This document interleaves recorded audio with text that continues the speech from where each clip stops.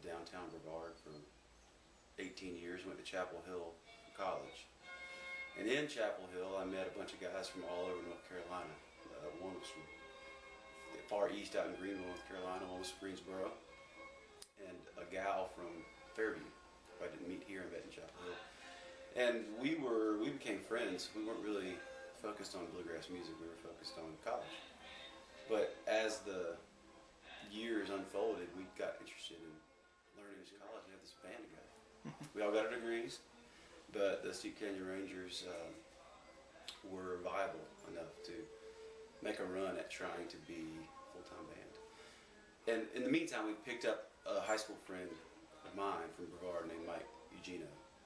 We got him to come down because he was a guitar player and a mandolin player. You know, college, the square dances at Silvermont as a kid, there was a lot of bluegrass, you know, like Roy and people in this community that were playing bluegrass. There was the Silvermont Jam. I lived right across the street. And so Bill Stanley's Barbecue, which is before your time, but there was a barbecue place in Asheville that was famous for bluegrass and barbecue, kind of like the Fiddlin' Pig is now. But all of that was around, so it was kind of there, but I wasn't necessarily interested in it, you know? You hear it, take it for granted. You know, it's like, who are those old guys over there playing music? So, you know, I think it was kind of there, and it just took a while to sink in. All kinds of influences, bigger influences, like, you know, musicians that you hear on the radio, like Doc Watson. For me, it was Doc Watson, Tony Rice, and Lester Flatt, some of the bluegrass singers that I liked and guitar players. But on a more personal level, there was a guy in Chapel Hill named Joe Snipes, who's a teacher, a bus driver, a baseball coach, and a bluegrass teacher. He taught mandolin, guitar, banjo, and bass. Had a room like this covered with instruments. He lived way out in the country, and that's where I went once a week.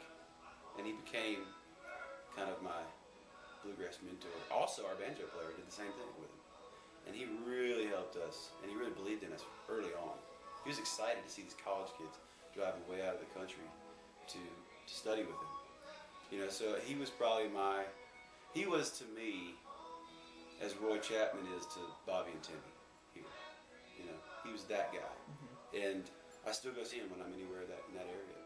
His name was Joe Snipes. Originally, we just did that. We played the same songs everybody else played. But eventually we realized that we needed to write our own material, and develop our own sound, and never copy what anybody else is doing.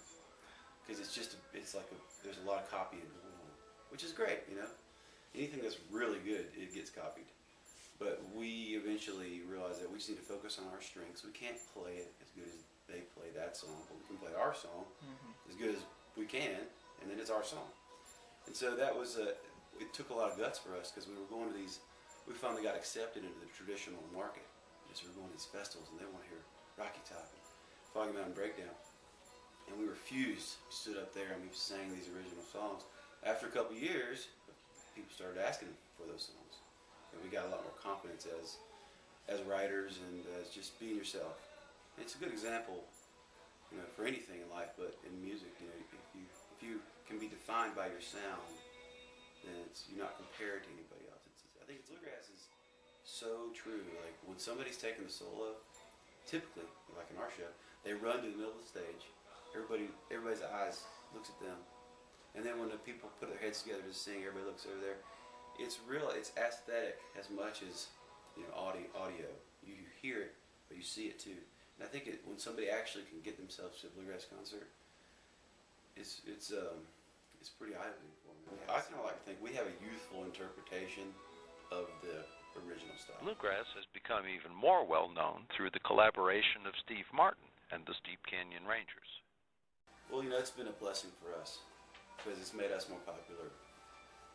It's made our band more successful. Not just working with Steve, because he can work every night of the week, where we can only really sell good tickets on Thursday, Friday, Saturday. He can work every night. So it can be, it's more financially, more financial stability for us. but it's also putting us in front of where we might play in front of 5 to 1,000 people, 500 to 1,000, maybe 2,000 at a festival, 3,000. We played some festivals with him, 50 and 60,000 people at a set. And then every night when we're traveling, we play these 2,000 seat sold out theaters night after night after night. And so it's been great for us. And I think it's been good for Steve because he's wanted to pursue his musical interests. We're just traditional enough, but progressive enough at the same time. Just came about. It was wasn't in the cards for us, but we've been really focusing on also being ourselves because he's not going to be there forever. Right. So it's billed correctly. It's Steve Martin and the Steve Ken Rangers, not the Steve Martin Band. We have to keep our identity, and we still have to go. When the bus parks, when his tour is over, we run right out and play our own shows to keep our own identity. And he leaves the stage on the show and gives us our own segment. So he's really generous. It's been a great collaboration. And I feel like we're going to have an impact, a lasting impact in the industry. For being different, for being unique. We kept the same band together for 10 years. We're about to celebrate our 10th year. And if I have my way, we're going to help it. Or almost feel like we're part of a few groups that are ambassadors to the music, and can present it in the right light to new and eager listeners. But also, maybe it'll get some credit for this area for kind of stepping out there and sharing. Transylvania County is proud to have the Steep Canyon Rangers as part of our history, and know that they will have a lasting impact on bluegrass music for years to come.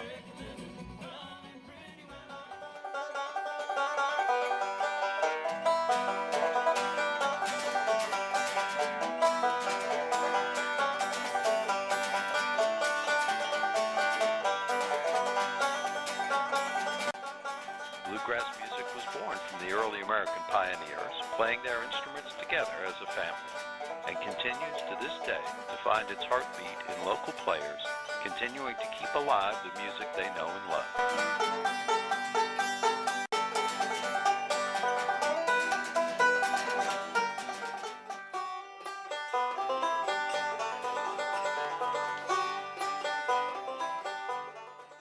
Bluegrass has a rich history in Transylvania County and throughout our nation, and has a future even brighter than its past.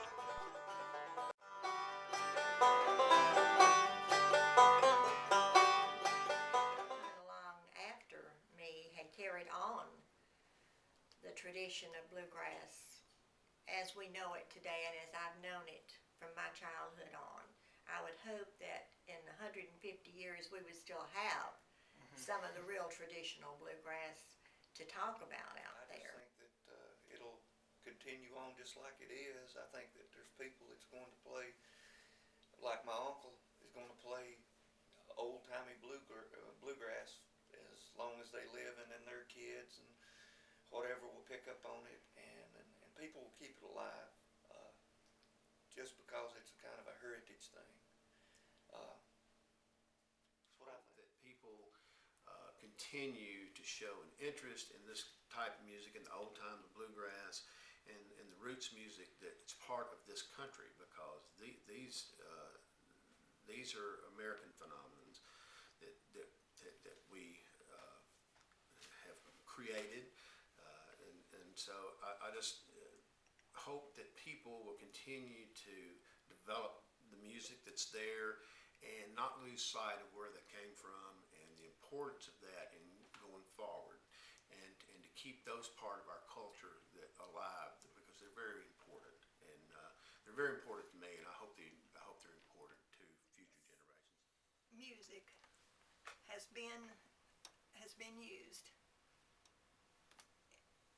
in such a good way with my family. Now, I'm not boasting about my family, but through difficult times, through good times, we have always been able to get together and play our music. A lot of times you maybe didn't feel like it. One didn't. But then if there were several there and we kind of get to playing and get to picking, and all of a sudden, things just, hey, you know. It drew us together, and it put a strength within us to keep going on. Hey, take it one day at a time. We play today, and we go on, and we go our separate ways, do what we have to do, and then look forward to the next time. As far as the future of bluegrass music in this county, it's a great thing. I mean, first of all, you know, because of the Sioux Canyon Rangers being nationally like touring, getting this interest from Steve Martin, that's all cool, and we're really proud of it. But there's some pickers around here. You know, I did a record as the producer and the guitar player with Timmy and Bobby. We used some of Roy and Don Austin, and there's some real talent here in this county.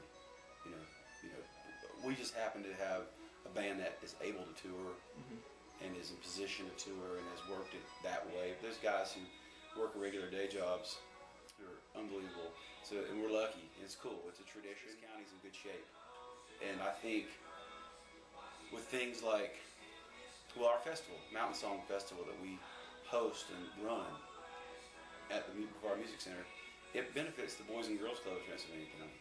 And we've had the festival 5 years. We've brought the best in bluegrass here. Dylan Curry, Johnny Rice, Peter Rowan, everybody.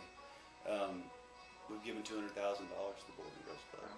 And so it's neat to see that bluegrass music can pull that kind of people together to raise that kind of money within this county. And this is a special place. Everybody that I meet on the road that has ever toured through here in a band or just driven through here is super impressed. And but I think as far as bluegrass goes, it's a good place to live. Really good place to live. We would like to extend a special thanks to the following people. If I can make a living loving pretty women, I can do just what I please. I can make it right by